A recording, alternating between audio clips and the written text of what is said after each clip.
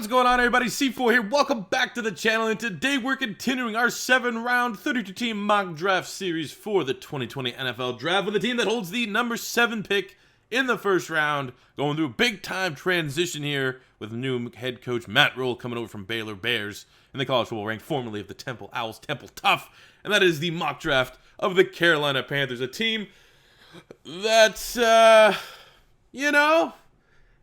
there's stuff going on here. That's all we're gonna say. Am I agreeing with the moves that they're making? Probably not. But I really like Matt Rhule, and I'm hoping for the best. I have come to my time here as a YouTuber.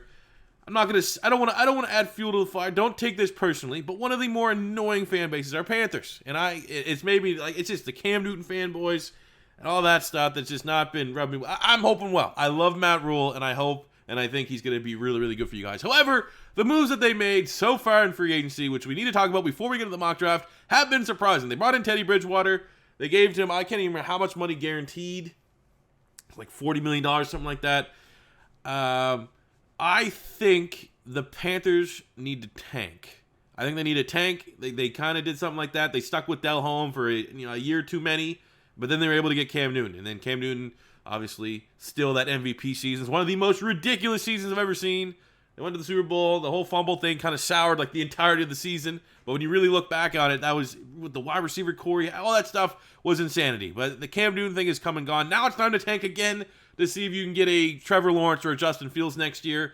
Could you have done that with a Will Grier? Or they signed P.J. Walker from the XFL and then, it's guaranteed you're going to be able to land a quarterback. Or you gave a contract to Teddy Bridgewater, who may be able to tap into some new development under Joe Brady. That's a huge gift for them, OC from LSU.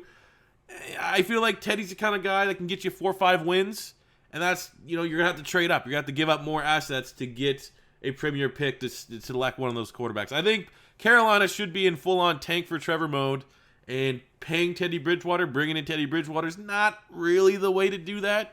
I would have went with like a Will Grier or something like that and just, or same with Kyle Allen. And just, get 2 wins, 3 wins, and everyone goes into the year understanding that you got all these young guys. Most of the team is well in their, under 30 for the most part, at least on offense, and go for getting a brand new quarterback and really focusing next year. But they went with Teddy Bridgewater. I mean, you still got Christian McCaffrey, who I think pound for pound might be the best running back in the NFL. DJ Moore, Curtis Samuel. They signed Robbie Anderson, reunited with Matt Rhule. They played and coached or whatever, how they were together at Temple. I mean, they have a lot of speed at wide receiver. The offensive line, I can't believe that Okun trade. That was terrible, terrible value. Flipping Trey Turner for Russell Okun. Parent and Samotin, though, are pretty solid offensive linemen. You got Ian Thomas at tight end. Someone needs to step up and fill in for Greg Olsen. Is going to be Ian Thomas? Maybe. But really, when it comes to the offense, they have really exciting skill position players. I'm not sure about quarterback. But hey, there is a chance that this whole, I'm thinking that they're trying to tank. Maybe they truly believe that Joe Brady can tap into Teddy Bridgewater and get him to be that elite prospect that he was coming out of Louisville. Maybe. And I mean, at the end of the day, I am overly kind of negative about Teddy Bridgewater. I think he's an average quarterback, but you can't not pull for him. The fact that he's came back from that injury where he literally almost got amputated his leg from the knee down, it's definitely a story you want to pull for the guy. I just don't know if it's going to work out the way that people expect it to. You flip to the defense. This is a defense that is very much transitioning on the front 3. You got veteran K1 Short, not much there. They really have like 2 corners on their roster right now. But Dante Jackson, he's pretty good. They got Trey Boston. You got Brian Burns. That was an amazing pick. You got Shaq Thompson. No more Luke Kuechly. He retired, surprised them. They did bring in Tahir Whitehead, another one of Matt Rhule's former Temple players. He was solid. But I still don't think you're going to ignore maybe a guy that's sitting there at 7. That could be one of the better linebacking prospects we've seen in the last decade, which we'll get to in just a sec. But there are a lot of holes on this team. Literally, not to just view it from a Madden standpoint, but K1 Short, Dante Jackson, Shaq Thompson, Brian Burns, Trey Boston. I think everywhere else could be upgraded. So, that being said, let's get into the 7-round mock draft, see how we can handle the Carolina Panthers and set them up for maybe a competitive year, even though it might be in their best interest to tank for Trevor. So we are here now for the 7-round mock draft for the Carolina Panthers, and we kick things off at pick 7, where I have them selecting Isaiah Simmons, linebacker from Clemson, 6'4", 230-pound, athletic freak No one really knows where he's going to go, but I think if he gets past the New York Giants at pick 4, it is going to be Carolina's for the picking. And this is a team that when you look at everything, it's a transitionary year a little bit, but you look at going from last year to this year, their run defense needs to get better. And a guy like Isaiah Simmons, that is going to be just the worst matchup nightmare possible to opposing teams with running backs. He is a great fit. He's a perfect chess piece for a Matt Rule defense, a 4.39 40-yard dash. Everything at the combine went, yeah, he's exactly the kind of freak that we expected him and thought he was. He definitely helps ease the loss of Luke Kuechly. Now, he's not a Luke Kuechly immediate replacement. Obviously, Luke Kuechly is really a once-in-a-lifetime linebacker, and you could say Isaiah Simmons is a once-in-a-lifetime athlete that plays defense, but they're not the same type. But I think when you can get a guy that I think can contribute right away like Isaiah Simmons, it is going to at least lessen the blow of just like that losing Luke Kuechly while he was still in the the tail end of the prime of his career. But I think Isaiah Simmons, he can do everything as a linebacker that is required in today's game. He can cover tight ends. He can cover running backs out the backfield, hell, in shallow zones. He can cover wide receivers. I think he can blitz. You can line him up as a defensive end if you really want to. I don't really think you're going to do so in a 3-4, but you can have him line up as an outside linebacker, a pure edge rusher. He literally can do everything. And I think when you're pairing him in the middle with Shaq Thompson is a really good athlete. Remember, he's a two-way player at Washington, played running back, played safety, played linebacker. You're going to have just two guys that are incredibly versatile, that are perfect linebackers for a Matt Rule defense. Going to the second round, pick 38, staying at Clemson, I'm selecting A.J. Terrell, cornerback from Clemson, 6'1", 190, a boundary corner who excels in man coverage, really long arms, is good in press as well, and he can fill in for the loss of James Bradbury, who bounced in free agency to the New York Giants. 4.42, he's a great athlete, and I think when you look at the tape, it's pretty damn solid. Didn't have the best playoff, we'll just put it that way. He wasn't burnt toast or anything, but he definitely didn't, stand out like a Jeff Okudah. But that's why you're getting a guy like this in the second round. And this is a draft here that the strength at the cornerback spot in this draft, I think, is slots. I think if you need a slot corner, this is a great year to get slot corner. We need an outside guy, a boundary corner. There's just not a lot. You got Jeff Okudah, you got C.J. Henderson, you got, and there's guys that can play, that can mix and match inside and outside. But if I'm talking about pure outside corners, you got Okudah, Fulton, Henderson, maybe Gladney, Diggs, and Terrell. Like, there's 5 guys-ish. So being able to still grab one of those in the second round, a guy that can come in and pair with Dante Jackson, I think it's going to be a great value pick for Carolina, a team that needs to add more depth to the cornerback spot. Looking right now, who do they have that's a legit corner? Dante Jackson, that's about it on roster. You got Cole Luke, Corn Elder, Dominique Hatfield. Yeesh. Need to add some guys here, and I think A.J. Terrell, great fit. Going to the third round, pick 69. I was selecting Rashard Lawrence, defensive tackle from LSU, 6'2", 310 pounds, a run-stuffing defensive tackle who can immediately help a bad run defense from last season. And this is a team that's gone through a lot of moving pieces on that defensive line. They still just have the ever-present K'Wan Short, but no more Dontari Poe, no more Gerald McCoy. They lost a couple other guys, a couple other depth defensive players. Vernon Butler, I think, went to the Bills, and Mary Addison's gone. So I just think someone like Rashard Lawrence in the third round is a guy that he doesn't have the traits that's going to make him go, early day 2. He's more of a run stuffer, doesn't have a whole lot of pass moves, but that is perfect for the Carolina Panthers, is they just need to improve their defense from a run stuffing standpoint. That's exactly what you're going to get from Rashard Lawrence, and I think he can challenge for nose tackle reps as a rookie. He's a Matt Rule, high effort type player. Anytime you look at the scouting reports from him, he was highly regarded at LSU within that locker room, and that is exactly the kind of culture that Matt Rule is going to be building there in Carolina. Going to the fourth round, pick 113, I was selecting Julian Blackmun, defensive back from Utah, 6'1", 205 pounds. I say defensive back because he can play corner, he can play safety. I am higher on him than most. I watched probably 3 or 4 Utah games. He got banged up. I think he got hurt early in the first half of their bowl game. But anytime I watch Utah play, he was the sole guy that stood out. They had some great players, especially on that defense.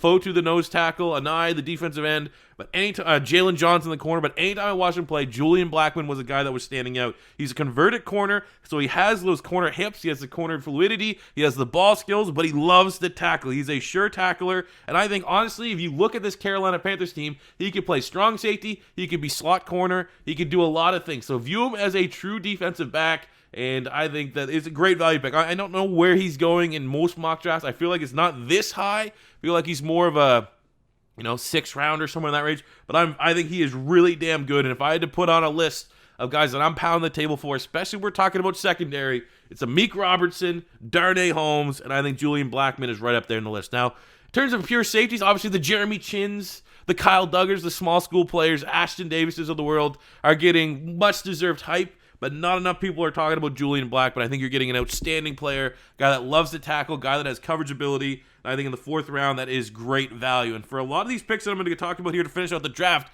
value is going to be a common buzzword.